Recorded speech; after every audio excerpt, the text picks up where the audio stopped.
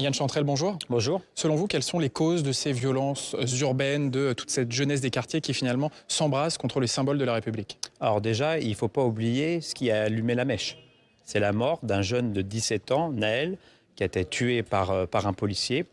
Et il y a eu quelque chose de particulièrement choquant qui n'a pas été relevé. D'ailleurs, je parlais avec un haut responsable canadien hier qui m'a dit il se passerait la même chose, où on a constaté que des policiers avaient tout préparé pour mentir. C'est la vidéo finalement qui a apporté des désaveux. Ça aurait fait un scandale tellement grand au Canada que déjà ils auraient tous été mis à pied. Et en plus, ça aurait suscité un tel scandale que même le ministre aurait dû démissionner. Et en France, finalement, personne ne se questionne sur le fait qu'effectivement, il y a des violences, il y a un racisme endémique, systémique au sein de la police. Moi, je peux vous le dire, je fais partie des quartiers, j'y ai vécu pendant 30 ans. Et des séries d'humiliations qui sont subies par des jeunes de quartier, je peux vous en citer par centaines. Des humiliations quotidiennes. J'ai moi-même un ami qui m'a dit qu'il a fait le décompte pendant un an. Il a été contrôlé 300 fois sans aucune raison. Mais dans quel pays démocratique on peut accepter qu'une partie de sa population puisse être contrôlée sans aucune raison? Ça n'existe pas dans d'autres pays, à tel point que des mesures fortes, radicales, dans des pays où on appelle ça justement des mesures systématiques, ça s'appelle du profilage racial. C'est interdit dans de nombreux pays.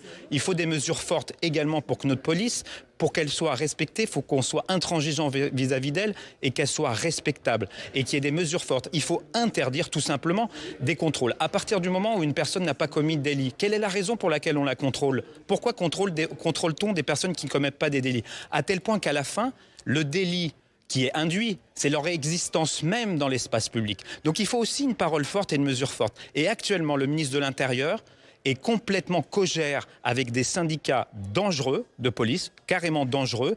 Et je pense qu'il faut également une parole forte à destination de la jeunesse par rapport à des mesures fortes sur la police. Donc selon vous, l'une des causes de ces violences urbaines, ce n'est pas une perte de l'autorité publique dans certains quartiers? Ça n'est pas la perte de l'autorité publique, comme on dit. Il y a un ensemble de facteurs. Bien évidemment, il n'y a pas que la police.